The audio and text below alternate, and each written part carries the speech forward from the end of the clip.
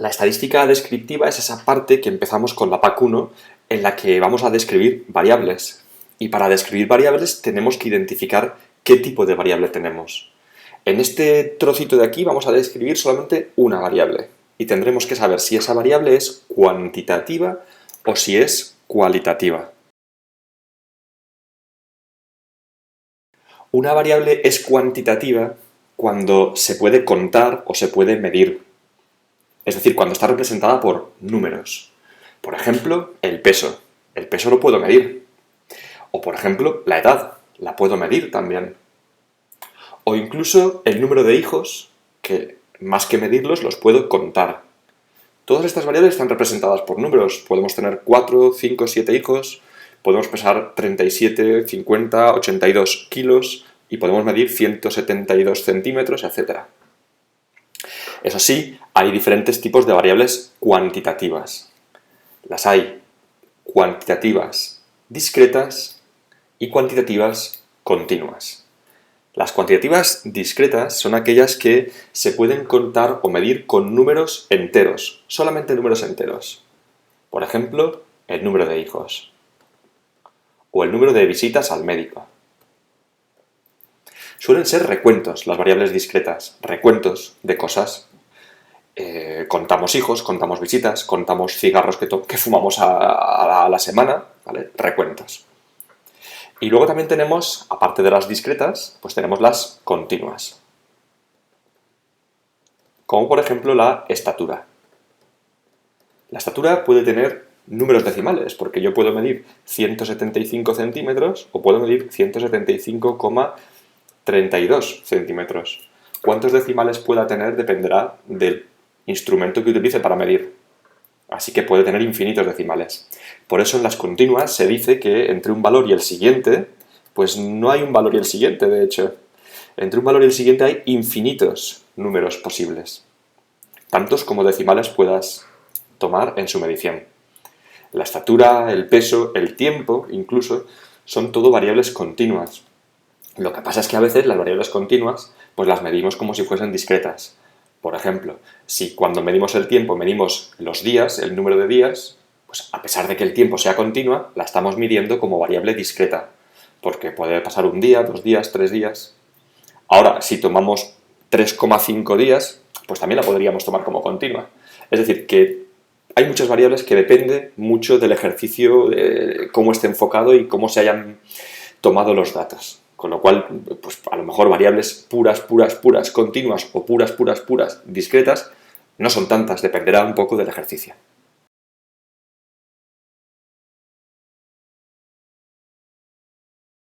Los estadísticos de tendencia central se utilizan para describir el centro de una muestra de una variable cuantitativa. Cuando digo el centro me refiero a más o menos el dato más representativo de esa muestra. De hecho, estás súper habituado a escuchar estadísticos de tendencia central porque siempre que vemos en las noticias cuál es el salario medio interprofesional, pues lo que oímos es en realidad una media, el salario medio, la media. Y eso es un estadístico de tendencia central. Si nos dicen que es 1.500 euros, pues no quiere decir que todo el mundo cobre 1.500 euros. Hay gente que cobra más y otros que cobran menos, pero la media está por ahí. Entonces, ese es el dato representante. Lo que pasa es que siempre vemos cosas sobre la media y nadie nos habla de que hay más estadísticos de tendencia central, como la mediana y la moda. Pues aquí vamos a aprender a calcular los tres y vamos a ver cuáles son sus diferencias. Lo vamos a hacer a partir de 2 muestras porque los datos pueden estar dados de 2 formas diferentes. En la primera muestra tenemos una muestra de 4 individuos o de 4 familias a las que les hemos preguntado el número de hijos. Y resulta que una familia tenía 3 hijos, la otra tenía 4, la otra ninguno y la otra tenía un hijo. Son 4 datos solamente. Sin embargo, en la pregunta de la muestra 2, lo que hemos hecho es entrevistar muchas más familias y clasificar sus respuestas. De forma que hay 12 familias que nos han dicho que tienen 0 hijos y hay 19 que nos han dicho que tienen un hijo, etc. Esto de aquí son las frecuencias absolutas de la variable. La variable sería el número de hijos, que es una variable cuantitativa, discreta, y lo que tenemos abajo son las frecuencias de esa variable. Bueno, pues dependiendo de si nos dan los datos de una forma o de la otra, se calculan de una forma o de otra. Vamos a verla. La media de la muestra se obtiene sumando todos los valores y dividiendo por el número total de valores. Entonces, en el caso de la muestra número 1, ¿cómo calcularíamos la media? Haciendo 3 más 4 más 0 más 1 y dividiendo entre 4, que es el total de valores. Mi consejo es que aprendas a utilizar la calculadora científica en todo su esplendor. No te quedes en las sumas y las restas. Esta tecla de aquí es fundamental. Fíjate, entramos en el modo 1 y entonces, como tenemos que hacer una fracción, pues pulsamos la tecla de la fracción. Si aprendes a utilizar esta tecla y te acostumbras, no tendrás errores. Fíjate cómo se hace. 3 más 4 más 0 más 1. Y ahora que ya he puesto el numerador, me voy abajo y pongo el valor del denominador, que será 4. Y eso me da ya el resultado. Sin embargo, la media de la muestra número 2, pues no podríamos hacer 0 más 1 más 2 más 3 más 4. Es decir, esto sería incorrecto. Y esto es lo que hace mucha gente y se equivoca, ¿eh? Dividirlo eso pues entre 5, no. Eso es fatal, error, muerte. Lo que hay que hacer es que tenemos que contar cuántos ceros tenemos en realidad. Tenemos 12 veces el 0 y tenemos 19 veces el 1. Por tanto, lo que hacemos es multiplicar el 0 por 12, multiplicar el 1 por 19, porque está 19 veces, el 2 por 32, porque está 32 veces, y así sucesivamente. Y todo ello dividirlo entre la suma de todos los datos, el total de nuestra muestra. Y el total de nuestra muestra no son 5 datos, no tenemos 5 datos, ojo. Tenemos 12 más 19 más 32, etc. Fíjate cómo hacemos este cálculo. Lo primero es, por supuesto, poner el modo 1 y después poner una fracción. Entonces, en el numerador pondremos todo lo que pone ahí, 12 por 0, más 19 por 1, etc.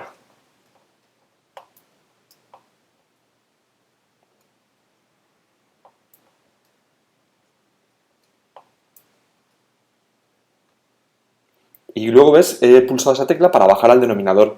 Y en el denominador pongo todo eso. 12 más...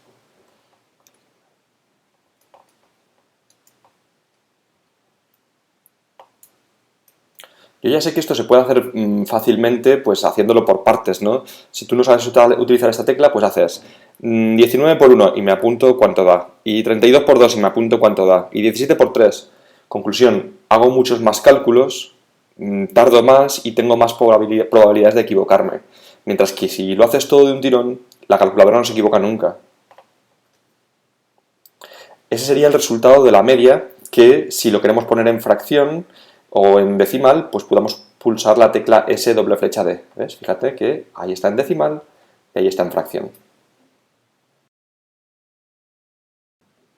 La mediana también sirve para representar el centro. La solemos representar así o así, o también llamándole percentil 50 o cuartil 2, que los veremos después, cuando veamos los estadísticos de posición, pero que son precisamente lo mismo, la mediana. ¿Cómo la calculamos? Pues lo primero que hacemos es ordenar los valores de menor a mayor. Entonces, voy a calcularla de momento en la muestra 1. Ordeno de menor a mayor 0, 1, 3 y 4. Y me quedo con el central. ¿Cómo lo hago? Pues elimino uno por la izquierda y uno por la derecha. Y voy eliminando por la izquierda y por derecha hasta que ya no me queden con más opciones, claro. Aquí ya no me puedo seguir eliminando.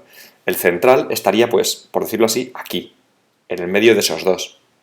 Entonces el central sería, pues, lo tendríamos haciendo 1 más 3 partido por 2, que sería 2. Con lo cual la mediana habría sido 2. ¿Qué pasaría si tuviésemos, por ejemplo, un dato más? Es decir, si tuviésemos, por ejemplo, aquí el 0, aquí el 4, pero además tuviéramos un 7. Pues que iríamos eliminando por izquierda y por derecha, ¿ves? Y que al final nos quedaríamos con el dato central, que sería el 3. O sea que si el número de datos que tenemos es un número par, entonces la mediana la obtendremos cogiendo los dos datos que quedan en el centro y haciendo su media.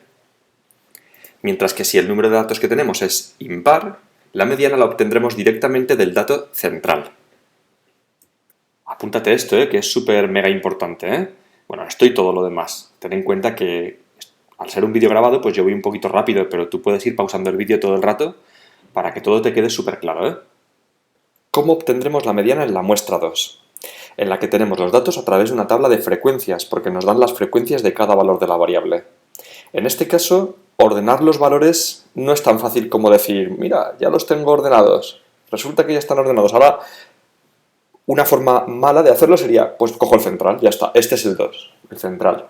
Eso es incorrecto, porque el 2 no sabemos si es el verdadero dato central, dado que nosotros, si hacemos eso, es como si tuviéramos solamente un valor de cada valor de la variable, es decir, un 0, un 1, un 2, un 3, y no es así. Tenemos 12 ceros y 19 unos. O sea, si quisiéramos hacer ese método de coger el valor central, tendríamos que poner el 0 pues 12 veces, ¿no? Y el 1 19 veces. Eso es imposible. No tendríamos papel suficiente para hacer el dibujo y elegir el central. La forma de calcular la mediana en estos casos es, en primer lugar, calculo el total de mi muestra, que es de 84. Yo tengo en total 84 familias que respondieron a mi encuesta. A partir de ahí obtengo las frecuencias relativas, que se obtienen haciendo cada frecuencia absoluta entre el total de mi muestra. Es decir, 12 entre 84, 19 entre 84, etc. Y obtengo esto. Las frecuencias relativas es lo mismo que el tanto por 1, que si lo multiplico por 100 obtengo el tanto por 100. Es decir, el 14% de las familias de la encuesta tenían 0 hijos, el 23% tenían 1 hijo, etc. Y después de haber calculado las frecuencias relativas, calculo las frecuencias relativas acumuladas. Es decir, voy sumando las frecuencias de cada una de los valores de la variable. La primera coincide con la relativa, pero la segunda ya sumo el 0,14 al 0,23. En la siguiente ya obtengo el 0,37, que es la suma de estos dos, más el 0,38.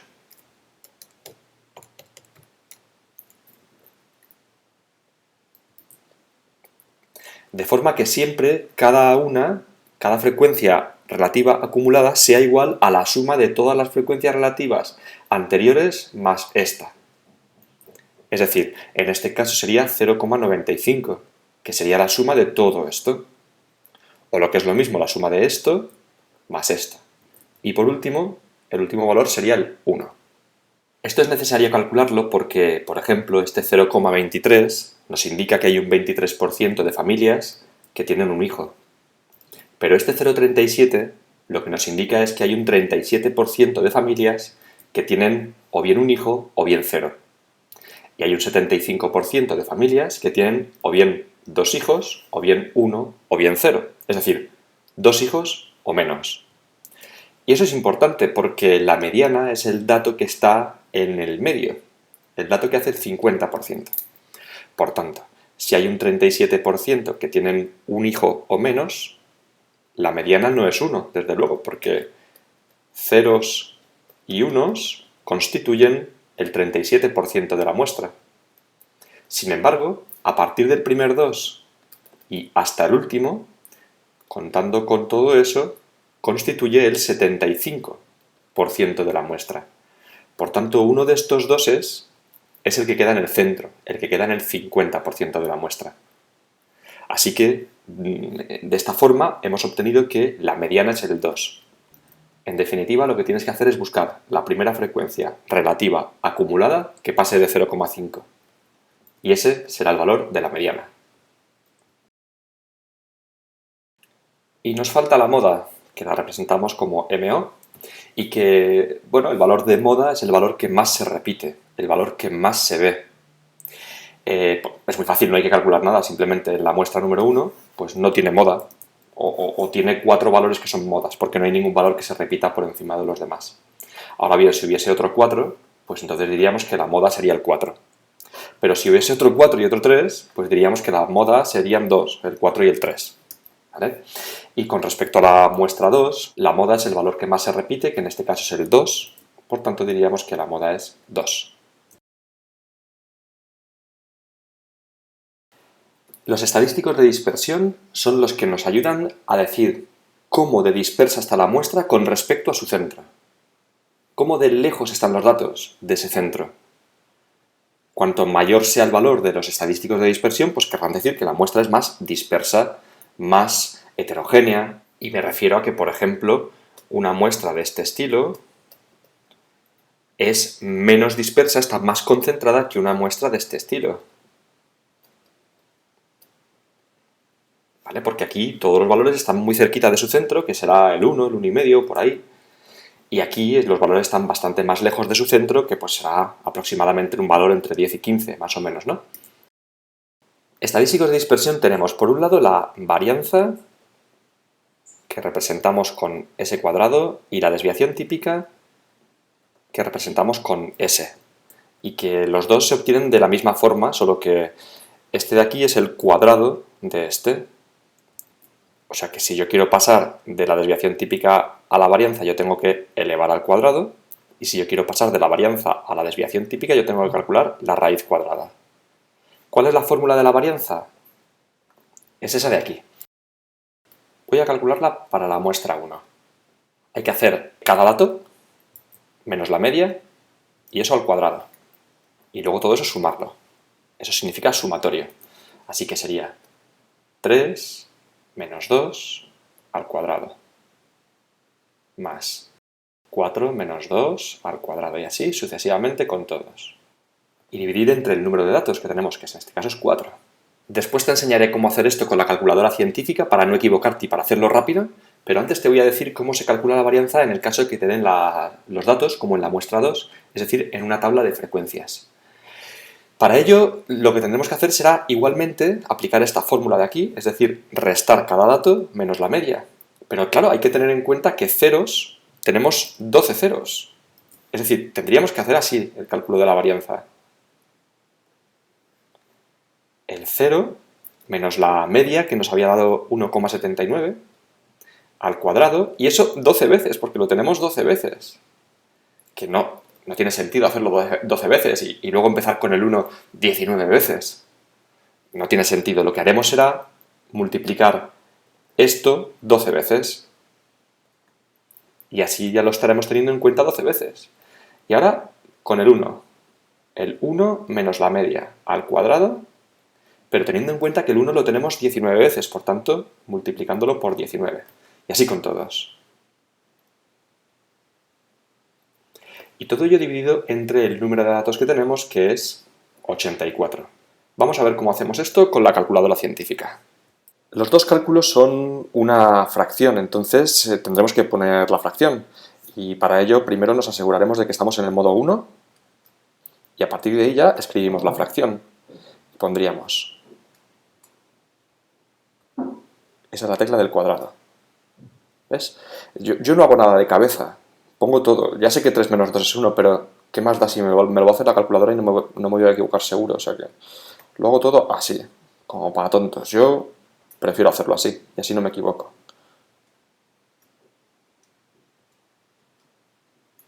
Y esto no te cuesta nada. Mientras que si te equivocas y luego hay algún dato que no te cuadra, encontrar el error te hace perder muchísimo más tiempo. O sea que, ¿ves? Con el cursor me bajo, pongo un 4, ya tengo ahí el resultado 5 medios, que si lo quiero pasar a decimal es 2,5.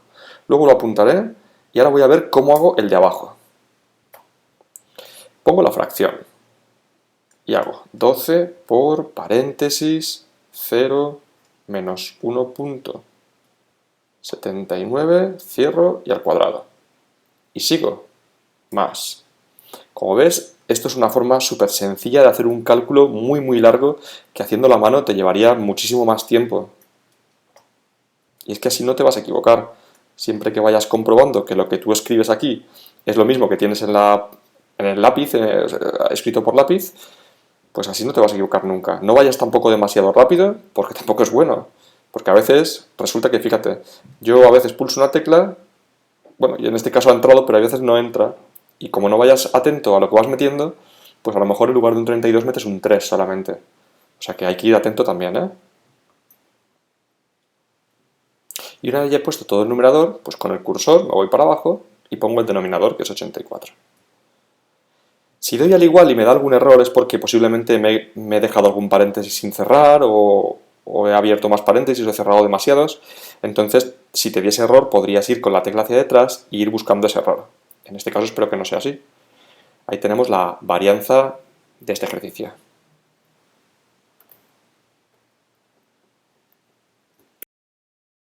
Como te decía, la varianza es un estadístico de dispersión.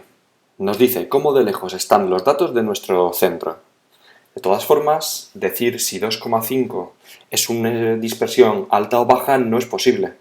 Yo no sé si la varianza es baja o alta, como tampoco sé si la media es alta o baja. Aquí la media me había dado 2. ¿Eso es alto o es bajo?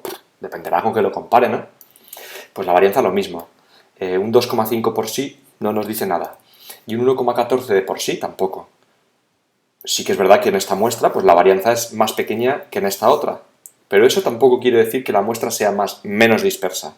Te lo explicaré después cuando te explique el coeficiente de variación. Bien, hemos calculado las varianzas y para obtener las desviaciones típicas pues simplemente las obtendríamos a través de la raíz de la varianza. S será igual a la raíz de 2,5 y aquí S será igual a la raíz de 1,14, que serían estos valores. Y la desviación típica nos da exactamente la misma información que la varianza. No es un estadístico distinto, es el mismo, si es que es simplemente la raíz cuadrada. ¿Por qué entonces calculamos la desviación típica? Pues lo hacemos porque cuando se inventó, por decirlo así, la varianza, se vio que se medía en unidades al cuadrado. Es decir, la varianza de la muestra 1 sería 2,5 hijos al cuadrado. O esta también. La varianza se mide en unidades al cuadrado. Y como eso era un poco raro, se inventó un nuevo estadístico que fuese la raíz cuadrada de la varianza, que es la desviación típica, y que se mide en unidades lineales, es decir, en este caso, en hijos. Hay otro estadístico muy parecido que se le llama cuasivarianza o cuasidesviación típica y que tiene una diferencia con la varianza o con la desviación típica, y es que en lugar de dividir entre n, se divide entre n-1.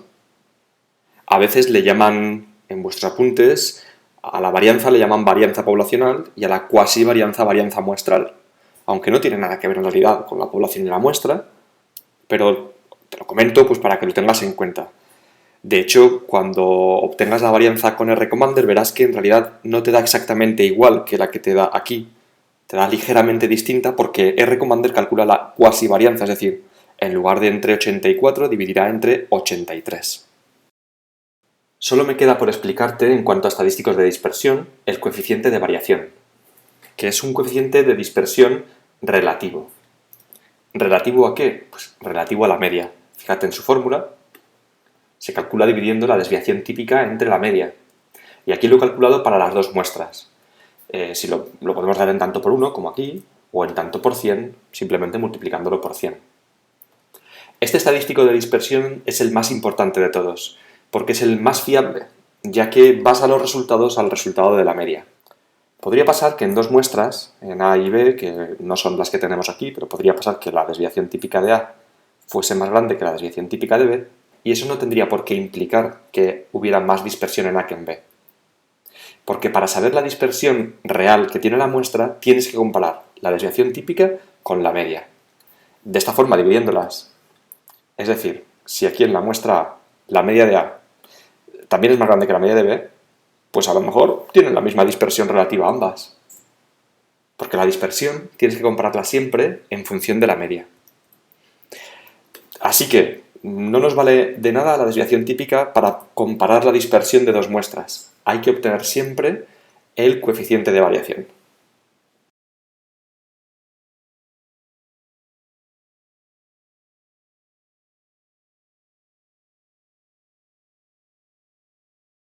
Una variable cualitativa es aquella que describimos a través de nombres o a través de cualidades.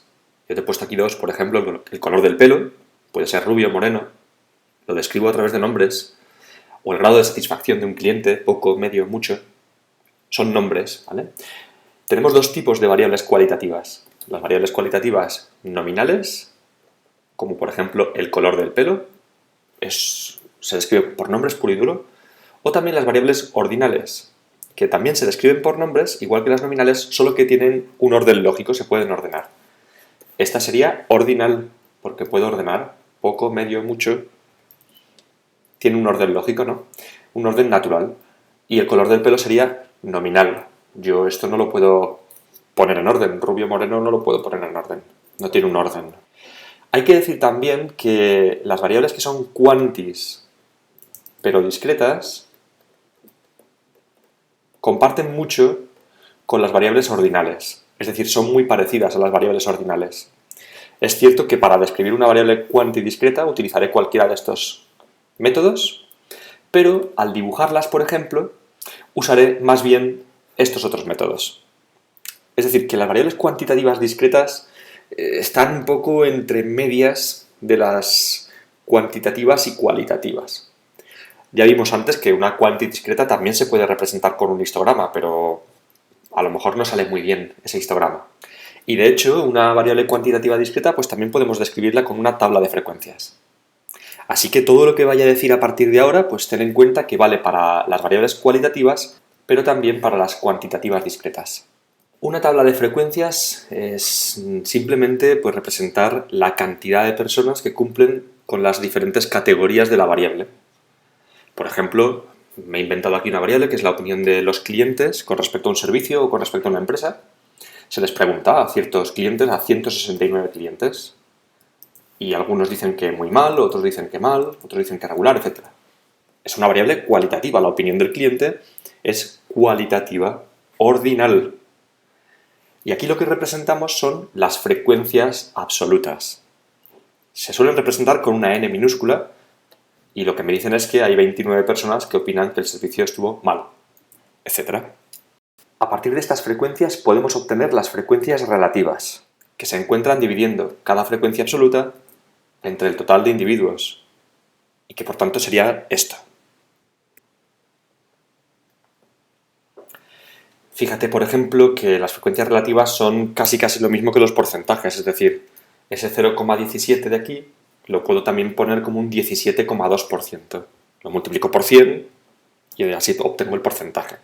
Y lo que me indica la frecuencia relativa es eso, el tanto por uno de cada categoría, o el tanto por 100, como quieras. Pues el 14,2% de la muestra clasificó el servicio como regular, o el 50,3% lo clasificó bien. Por supuesto, la suma de todo esto tiene que ser 1 o alrededor de 1, porque claro, como estamos redondeando, pues a lo mejor da 1,001 o a lo mejor te da 0,999. Eso pasa, es lo normal cuando redondeas. Vamos a obtener ahora también las frecuencias absolutas acumuladas, que las podemos llamar n mayúscula. Y las obtenemos sumando las diferentes frecuencias absolutas.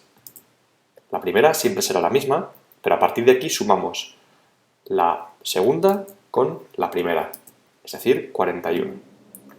Para esta de aquí sumaremos estas tres de aquí.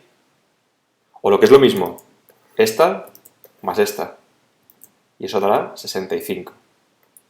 Y para esta de aquí, lo mismo, sumaremos todas estas, o lo que es lo mismo, esta más esa. 150 y aquí ya 169. Fíjate que el último valor tiene que coincidir con el total de la muestra, claro, porque aquí ya estamos sumando toda la muestra. Y por último, también podríamos tener las frecuencias relativas acumuladas, que se les suele llamar así, F mayúscula sub R. Y se hace igual que estas, solo que y vas yendo acumulando estas de aquí. Vas acumulando estas y vas sumando. También las podrías obtener, por ejemplo, dividiendo cada frecuencia absoluta acumulada entre el total y te darán exactamente lo mismo o muy parecido por el tema de los redondeos que te comentaba.